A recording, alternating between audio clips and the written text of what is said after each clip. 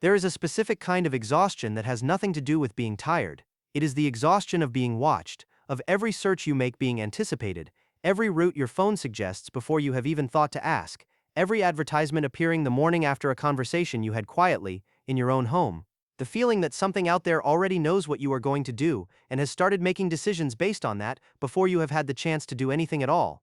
That feeling has a movie. Steven Spielberg directed it in 2002. Tom Cruise stars in it, and you have probably filed it somewhere between good action film and that one with the eyes. Fair enough, it earns that description. But something keeps pulling people back to it years after they first saw it. And it is not the car chases or the gadgets.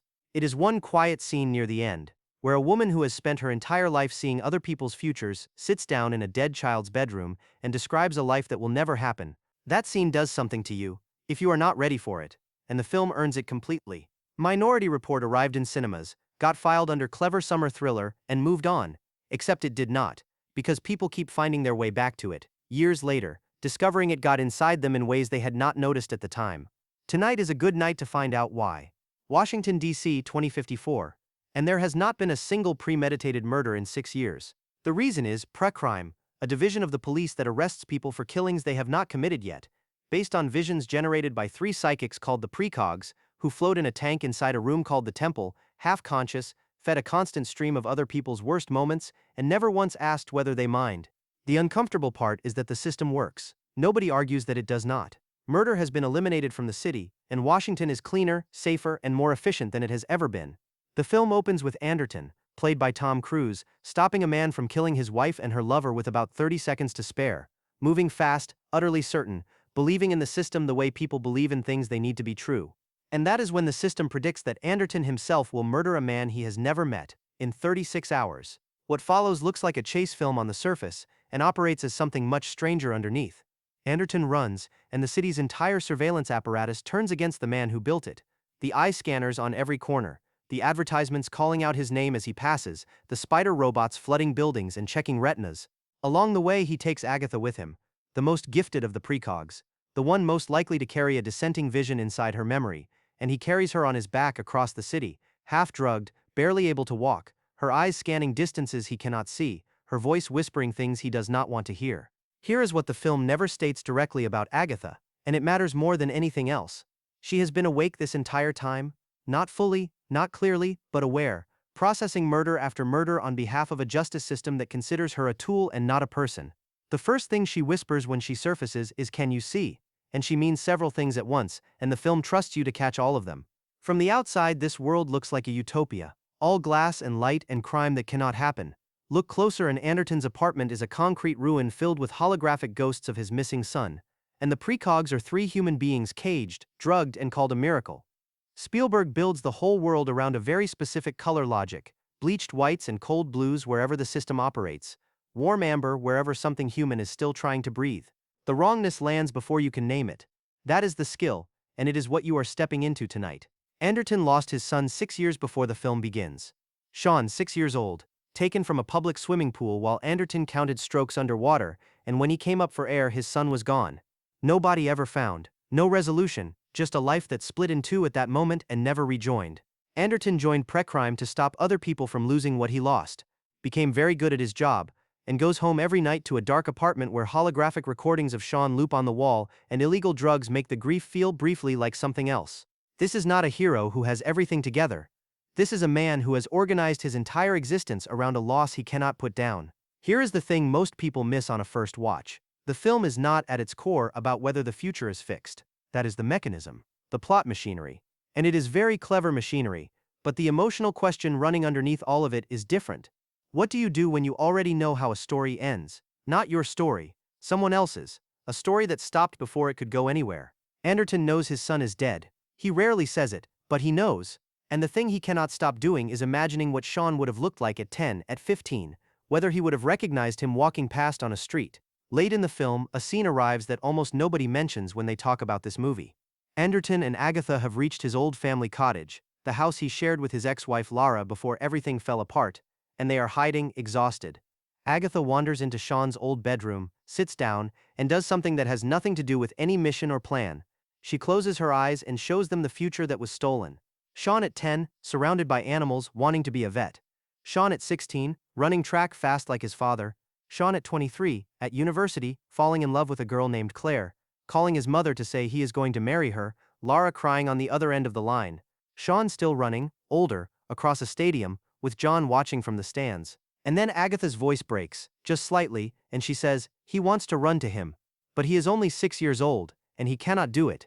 Tom Cruise, who has spent the entire film being Tom Cruise rooftops, zero gravity, clues assembled under pressure, just quietly comes apart. His answer is 4 words, I want him back. That moment works for a reason that goes beyond good acting or direction, though both are present. Agatha has lived her whole life inside other people's futures, forced to process murder after murder with no ability to look away and no ability to choose what she sees. Nobody has ever asked what she wants to see. And in this one moment, with no tactical reason to do it, she chooses to show a grief-destroyed father a life his son would have had, because she carries her own grief for a mother she lost in a different way, and she understands what it costs a person to not know. Everything else in the film, the free will philosophy, the surveillance politics, the very clever ripples in the water plot, exists to bring you to this room, this amber light, this woman who has only ever been used as an instrument choosing for once to give something freely. The film carries a question it never fully answers. If you knew the future, would it change the present? Witcher Anderton's antagonist at the start of the film, trained as a priest before joining law enforcement, and he tells Anderton early on that the flaw in any system is always human. He is right, and he dies before he gets to see it proven. Burkus Anderton's mentor, the architect of prey crime and the film's actual villain, built the whole system to prevent one outcome and ended up causing it anyway, on a loop, because he refused to look at what the system cost. Anderton spent 6 years arresting people for crimes they had not committed because the alternative, accepting that some things cannot be fixed, was too much to carry. Agatha has known all of this the whole time, she has seen all of it, and she is exhausted. At one point, running through the city, she tells Anderton she is tired of the future, and she does not mean she cannot see it. She means she has been forced to live inside everyone else's worst moments for her entire life, with no future of her own. Roger Ebert wrote about a specific shot when the film came out in 2002. Agatha hanging over Anderton's shoulder as they run, her eyes scanning in one direction while his scan the other, 2 people searching for entirely different things at exactly the same time. He called it genuinely mysterious, and he was right. Janusz Kaminski, who lit Schindler's List, shoots Agatha as though she exists at a slight remove from the physical world. She often does. The precogs end up in a small cabin by water, in an unnamed location, with books and quiet and no more visions, no more being useful, just 3 people who have finally earned the right to not know what comes next. It is a happy ending dressed in melancholy, and the film is wise enough to leave open the question of what having a life even means for people whose lives were taken from them so early and for so long. Something runs underneath this film that most people feel without being able to name, and it becomes impossible to ignore once you see it.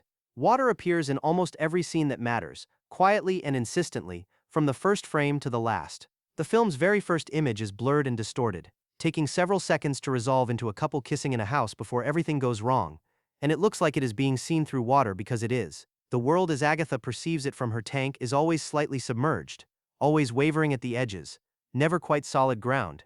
Agatha lives in water. The precogs float in a milky nutrient liquid that keeps them alive and compliant, and endlessly seeing, and the film's production designer built the temple to carry the feeling of a place of worship, the liquid in it holding the quality of something both sacred and terrible at once. Looking at it, baptism comes to mind, and birth, and drowning, and all 3 turn out to be relevant. Sean was lost at a swimming pool, Anderton went underwater for a moment, counting strokes, and when he surfaced his son was already gone. The film returns to that moment several times, always from the same angle, Anderton breaking the surface, reaching out, finding nothing, because it is the image his grief keeps cycling back to. The illegal drug he takes throughout the film is a synthetic meant to provide clarity, and he uses it instead to sink back into the past, back into those holograms of Sean, back under the water of his own memory. Anne Lively, Agatha's mother, is drowned in a lake. That is the crime at the center of everything. The vision Agatha keeps trying to force into Anderton's awareness from the very first scene. A woman killed in water, her death erased and replicated and erased again, never properly mourned. Agatha has carried it inside her for years with no way to set it down. And the film ends beside water. The cabin where the precogs finally receive their freedom sits at the edge of a lake, somewhere unnamed and quiet, books on the shelves, sunlight on the surface. 3 people who spent their lives inside the violent futures of strangers are given, at last, the ordinary future of sitting still and watching light move across water. Spielberg and Kaminski use water the way other filmmakers use music, as a channel for emotional truth that bypasses the plot and lands directly. Every loss in this film happens near water. Every restoration happens when the water is calm. What the culture tends to skip past, in the rush to discuss free will and surveillance and technological prediction, is that Spielberg is not primarily a filmmaker of ideas. He is a filmmaker of feeling, and he hides his feelings inside images that read as background detail: a pool, a lake, a rain-streaked window, and trusts that the feeling will carry even when the viewer cannot explain why. That is why the film stays with people. Not because they remember the arguments, but because something about it felt like being underwater, and then surfacing, and discovering that things looked different from the other side. Almost nobody catches this on a first watch.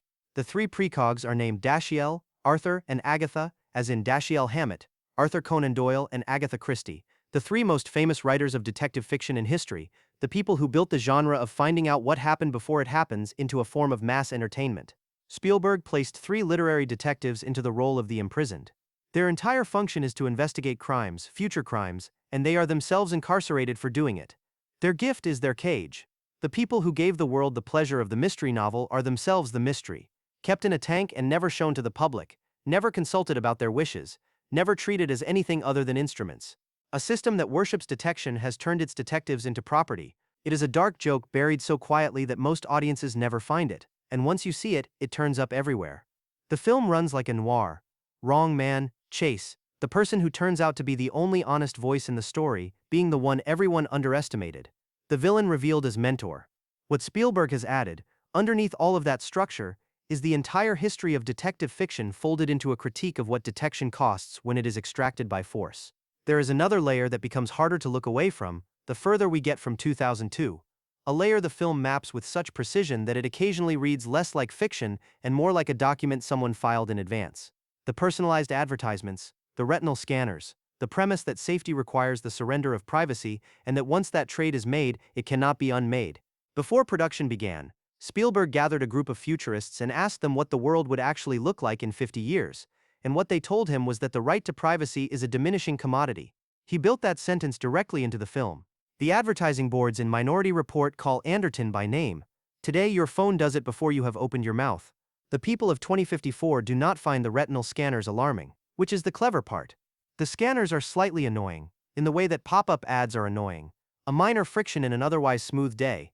The normalization is the horror. You drift past it the way Anderton drifted past the cost of his own system, because you need to believe something out there is keeping you safe, and questioning that is more expensive than accepting it. One more layer of this film has been playing in the background the entire time, and almost nobody talks about it. Spielberg told John Williams to write a black and white score. Not lush, not sweeping, not the warm orchestral writing Williams is known for from 30 years of Spielberg collaborations.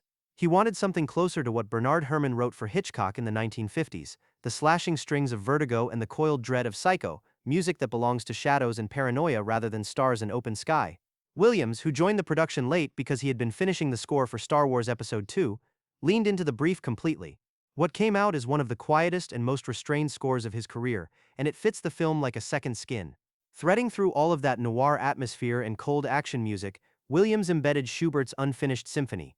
The actual Schubert, written in 1822, 2 movements finished and 2 missing, the whole thing stopped mid-thought and never resolved. Williams included it because Anderton was written in the script as a man who loved classical music, but the choice could not have been accidental. Anderton is himself an unfinished symphony, a man whose story broke off mid-movement, a father who went underwater at a public pool and surfaced into a life that has never made sense since, playing and replaying the first 2 movements of something that will never have a third. The score also carries a track called Sean's Theme, and Williams said it was the only piece on the entire album he considered instantly recognizable as his own work, the warm melodic writing he is famous for surfacing briefly inside all that Herrmann-esque restraint. It arrives at the moment Agatha shows Anderton the alternate future, the life Sean would have had. The music does not comment on the grief. It carries it, warm and complete and achingly simple, the sound of what was stolen and cannot be returned. This points to the thing about how Spielberg constructs films that tends to go unremarked. He does not work in a single layer. The images, the color, the water, the precog names, the Schubert, none of it announces itself. All of it accumulates. By the time Anderton lowers the gun in that hotel room, the film has been preparing you for that moment for 2 hours through decisions that were never flagged or explained. The rightness of it lands before you can articulate it.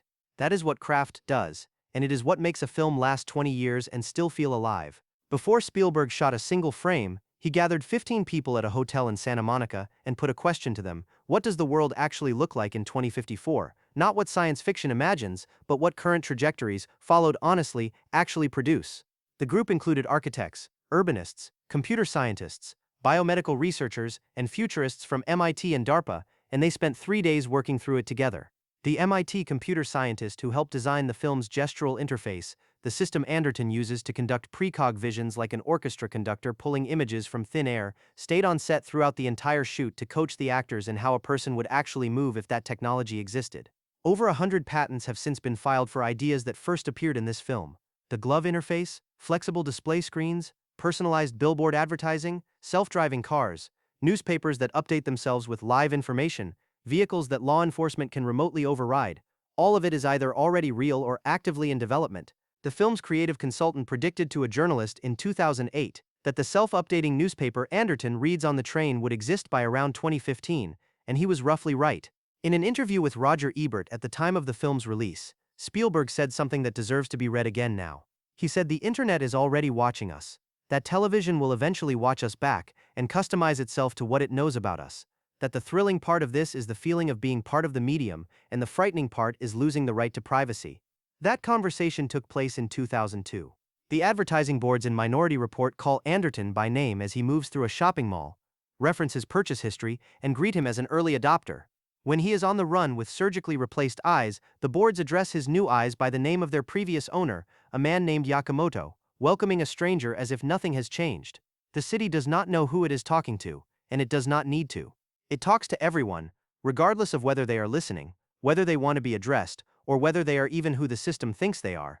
The joke the film has been telling the whole time, and it is not entirely a joke, is that the infrastructure catching murderers before they act is the same infrastructure selling shoes. Safety and commerce share the same eyes, the same data, the same logic. That was speculative in 2002.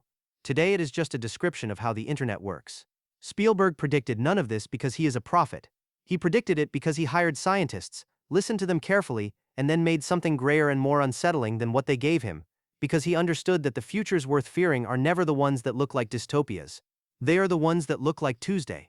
Here is why tonight, specifically, not because Minority Report is a classic, though it is, and not because it is clever, though it very much is. Because it is a film about what happens when you hand your trust to a system and stop asking what that trust costs.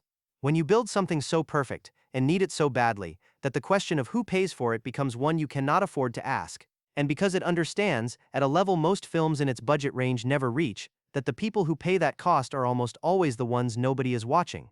On a night when the news is bad and the world is loud and everything feels like it has already been decided by something much larger than you, there is genuine comfort in a film that says you can still choose, not because the system permits it, because Agatha, who has seen more than anyone should have to, says so. Because even a man who has lost the thing that made his life make sense eventually lowers the gun. The film does not promise everything will be fine. The precogs end up in a cabin by the water with books because someone finally decided to give them back their lives, and that is the most hopeful image in the film, quietly devastating because of everything it took to arrive there. But it is there. Someone chose it. Watch it tonight for Samantha Morton, who acts with her whole body in a role with almost no dialogue and delivers the most fully realized performance in a film full of people working very hard. Watch it for the scene in the bedroom with the amber light, which will stay with you longer than you expect. Watch it for Spielberg at the height of his craft, building a world just recognizable enough to unsettle you and just strange enough to let you breathe. And when Agatha finishes describing the life Sean would have had and Tom Cruise says he wants him back, notice where you feel it. Leave that in the comments. I want to know.